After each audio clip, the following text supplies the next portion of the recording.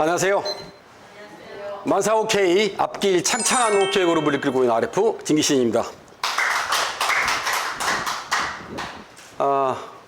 또 한 달이 벌써 또 지나갔습니다. 이번에는 며칠 조금 빠르다고 한 달이 가까이 느껴집니다. 다들 어려운 시기죠. 그리고 또 끝이 이제 보이는 시기도 됐겠죠. 그래서 날씨도 굉장히 이제 서늘해지고 일하기 참 좋다 하는 그 느낌이 드는 뭐 그런 계절이 돌아왔습니다. 그래서 앞으로 이제 저희들이 그동안에 많이 인내하고 그리고 그 어려운 환경 속에서도 지금 마음을 모아서 이렇게 일을 좀 잘 해내고 있는 줄 알고 있습니다. 이제 더욱더 이제 우리의 집중이 필요한 시기가 오지 않았냐 하는 그런 느낌이 듭니다. 오늘 아랍사님들의 여러분들의 그 세미나가 다른 때에 비해서 더 열정적으로 그리고 또 내용이 있는 세미나가 또 진행될 것 같습니다. 특히 조금 전에 세미나 했던 우리 최영순 아랍부 사장님 정말로 획기적인 발전을 하시고 정말로 큰 발전을 하신 그런 부분이 보입니다. 정말로 축하합니다. 그리고 정말로 대단합니다. 네. 제가 오늘 정말로란 말을 갖다 대신 좀 많이 써보도록 하겠습니다. 네. 정말로 대단하신 사장님이었습니다. 지금 아마 일하시면서 다들 이런 경험을 하고 이런 이야기를 많이 듣습니다. 그리고 또 좋은 이야기를 듣고 또 반성을 하고 그럴 때마다 또 약속을 막 해나갑니다. 그런데 이상하게 그 일이 잘 진행되지 않았을 때 그냥 또 포기도 하고 또 마음은 든든했는데 언젠가는 잊어버리고 또 그 일을 접고 뭐 이런 것이 계속 반복이 됩니다.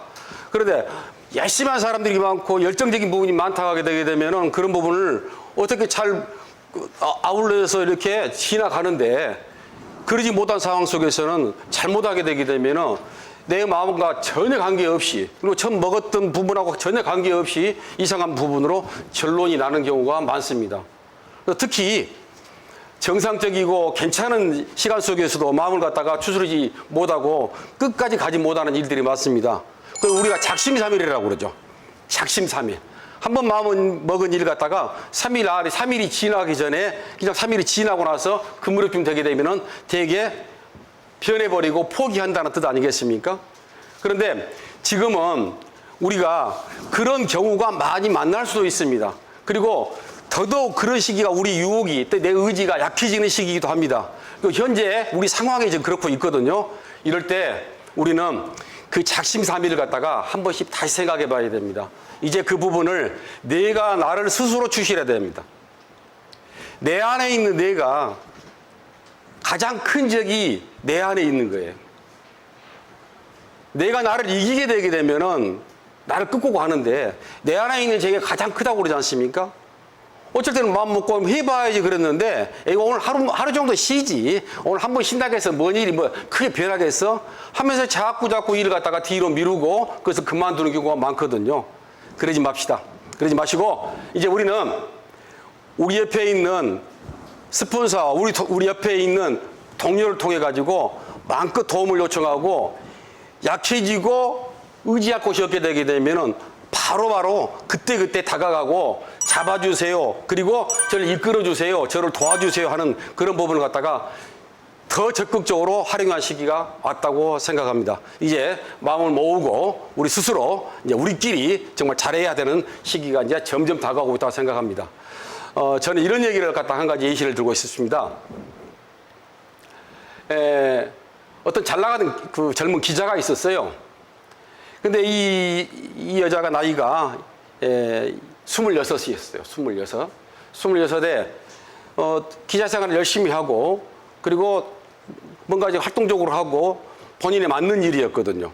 그런데 우연찮게 교통사고로 당하게 됩니다. 그래서 발목이 부상이 돼가지고 행동이 굉장히 이제 부자연스럽게 됐죠. 기자는 빨리 움직여야 되고, 그 다음에 기민해야 되는데, 그래서 기자 생활을 어쩔 수 없이 기자 생활을 이제 접게 됐죠. 접게 됐는데, 남편이 타자기라고 그러죠, 옛날에. 타자기를 하나 사주면서 이제 선물하게 됩니다. 근데 이 기자를 그만둔 여자가 그때부터 글을 쓰기 시작합니다. 그리고 본인이 목적을 설정합니다. 소설을 써보기로 이렇게 정합니다. 그래서 10년이라는 시간을 걸쳐가지고 소설을 한 권을 써냅니다. 그런데 언제 본인이 기자는 했지만은 이 소설을 써본 적은 없었기 때문에 굉장히 많은 시행착오가 있었겠죠. 그래서 쓰고 지우고 했던 것인데, 그래가지고 어쨌든 간에 10년이라는 세월 속에 단 한 권의 소설을 써냈는데, 그 소설이 어떤 소설이었는가 하뇨? 큰 장편 소설이었습니다. 그래서 그 소설을 들고 이제 출판사를 찾아갑니다. 출판사를 찾아가가지고 제 원고를 한번 보시고 이것을 한번 제가 출판을 하고 싶습니다. 그러니까는 어느 출판사가 간에 그것을 거들떠 보지도 않습니다. 특히 이름도 없고 그다음에 그 내용을 갖다가 이렇게 세밀하게 봐주는 그 출판사가 한 군데도 없었습니다. 그러다 보니까는 3년이라는 시간을 그 원고를 가지고 출판사를 이 출판사 저 출판사를 다니다 보니까는 모두 거절당하고 그 원고는 거의 누더기가 된 상태였죠. 그런데 이 기자는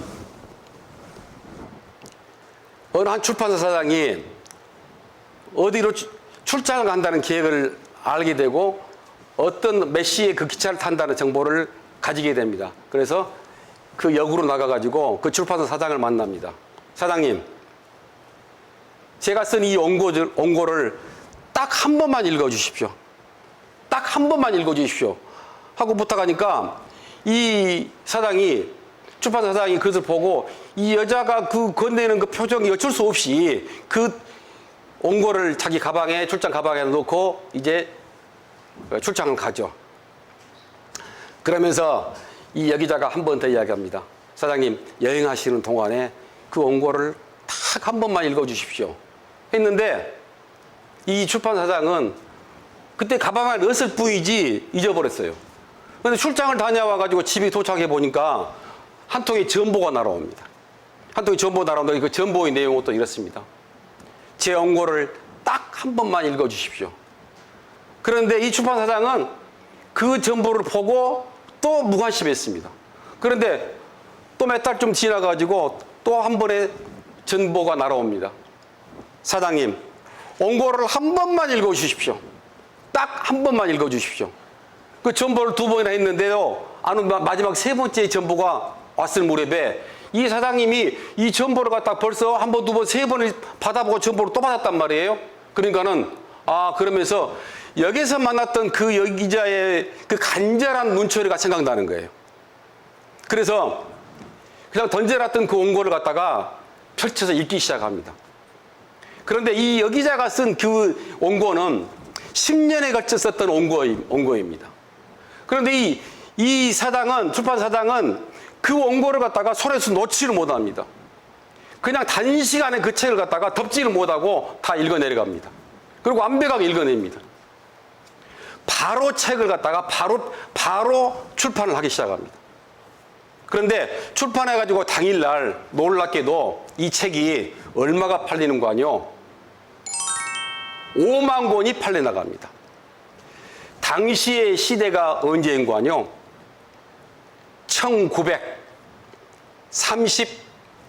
1936년의 일이었습니다. 1936년이라고 하면은 지금 우리가 일제강점기 때 시대의 일입니다. 그런데 그 책 제목이 무엇이냐? 바람과 함께 사라지다입니다. 이 여기자의 이름은 마가렛 미첼입니다. 베스트셀러가 됩니다. 37년에는 퓰리처상을 받게 됩니다. 그리고 어마어마한 베스트셀러가 되려가지고 미국 전역을 흔들어 놓습니다. 그리고 1939년에 영화로 제작이 됩니다. 포스터를 보게 되면은 거기에 아주 유명한 포스터죠. 여기에 계신 분들 전부 다 이 포스터 한 장을 보시게 되게 되면은 옛날에 아마 생각이 나게 될 겁니다. 이 영화는 특징이에요. 220분의 런닝타임이, 즉 말해서 영화가 상영되는 시간이 230분에 가깝습니다. 저희가 처음에 이 영화를 학교 다닐 때 봤을 때 휴식 시간을 주고 봤던 영화입니다. 당시 제작비가 425만 달러. 1,400명 여배우를 갖다가 오디션을 통해 가지고 선출된 배우는 여러분들이 잘 알고 있는 비비안입니다. 그 역할은 스칼렛 오하라 역이죠.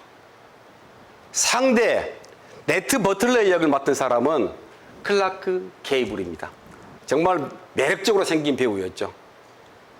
이때 이 스칼렛을 위해서 옷을 5,500벌을 디자인을 했대요. 그리고 그 배우들을 위해서 4,400벌의 옷이 만들어졌대요. 실제 스칼렛이 입었던 옷은 44벌이었고 상대 남자의 배우는 주인공 남자의 배우의 옷은 실제로 38벌이 나와서 갈아입혀지고 있었대요. 이 영화는요 36년 동안 흥행 1위를 유지한 영화였습니다.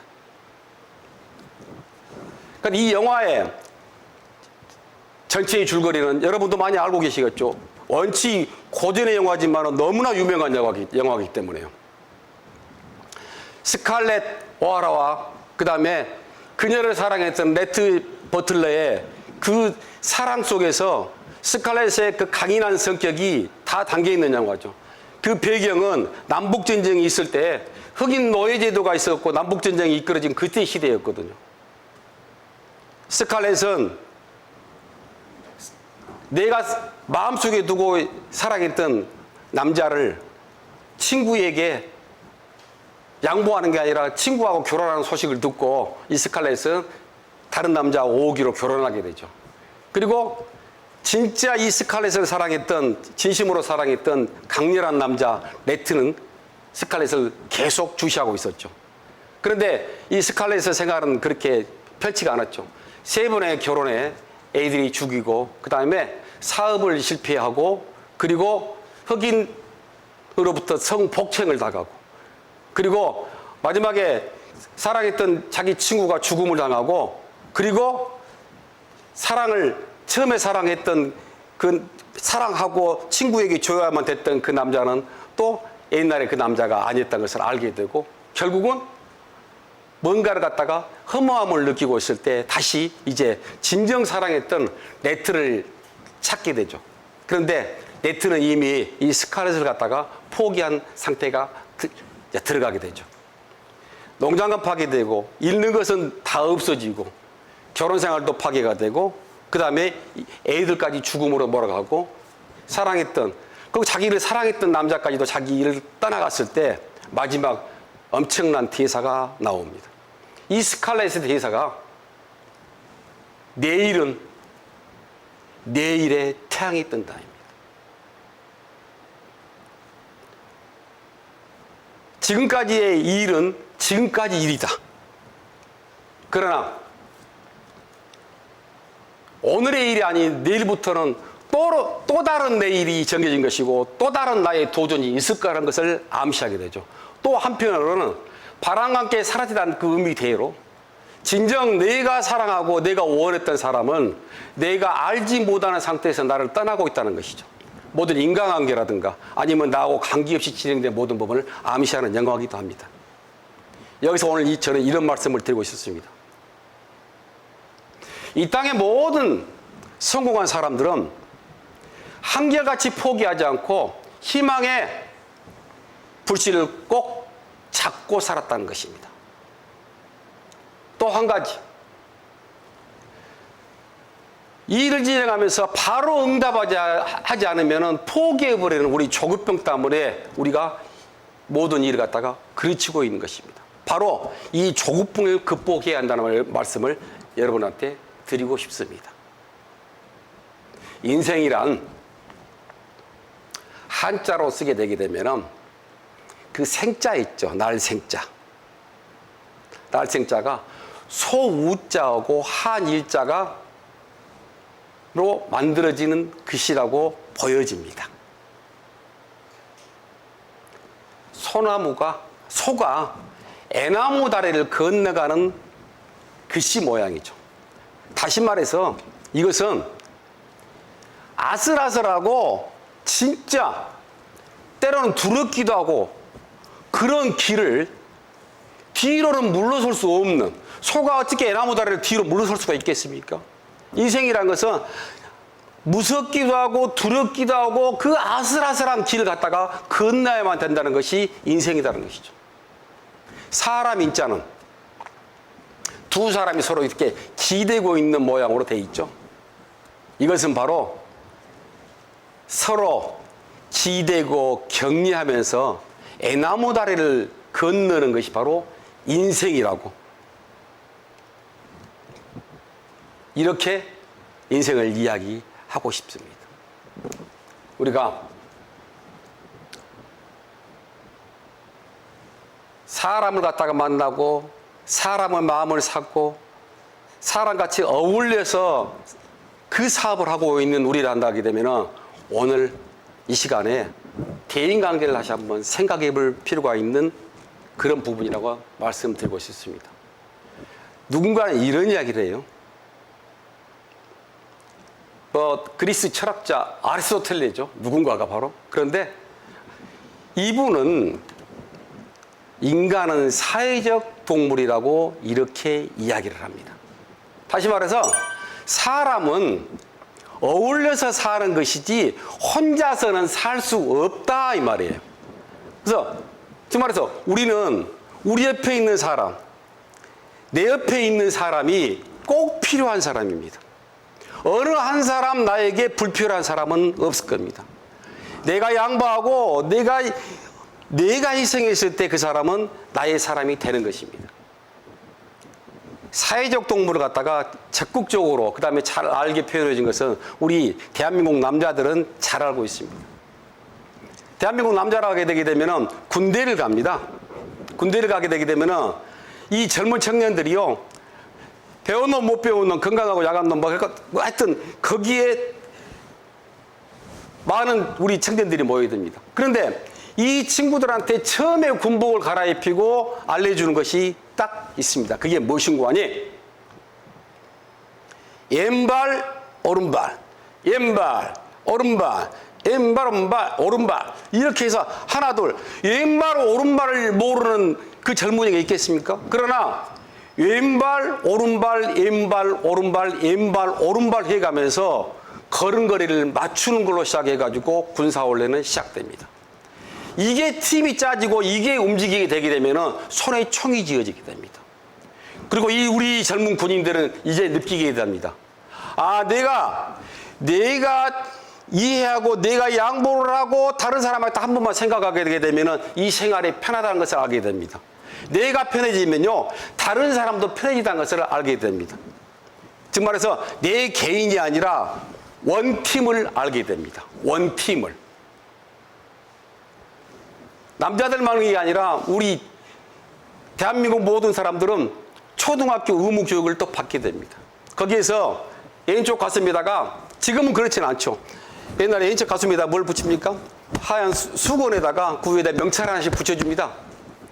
그래가지고는 선생님이 애들 줄 세워가지고 앞으로 나에 줄 세워가지고 운동장을 이렇게 나무 구들로 해가지고 이렇게 돌아다닙니다. 그러면서 뭘 가르친 거 아니? 하나, 둘. 그러면 애들은 뭐라고 그럽니까? 셋, 넷. 하나, 둘, 셋, 넷. 하나, 둘, 셋, 넷. 이게 맞았을 때 교실로 데리고 가서 애들을 갖다가 이제 학습을 시킵니다. 이해가 되고 이 사람들이, 이 꼬맹이들도 마저 같이 해야만이 뭔가 재미있구나. 그리고 같이 해줬을 때 무엇이 진행되는 것을 알았을 때 바로 학습을 시키는 것입니다. 엘투엘에 사업하고 있는 우리 사장님들이요, 더불어 사는, 더불어 같이 가는 게 우리의 일입니다. 여러분들 주변에는요, 여러분들의 스폰서가 계십니다. 그리고 여러분들의 옆에는요, 여러분들하고 같이 가고 있는 파트너가 반드시 계실 겁니다. 이분들은요, 엘투엘 사업하면서 같이 가는 분들입니다. 같이 챙겨서 갈 분들입니다. 전 시간에 옆에 앉아 계신 우리 사장님들한테 멋진 사장님이라고 그런 이야기를 우리가 하면서 서로 격려를 보냈습니다. 자, 오늘 이 시간에는요,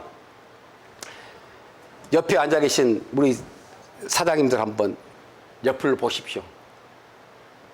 이분 사장님들한테 요즘에 유명한 이 주먹으로 야무딱지게 한 방씩 보냅시다.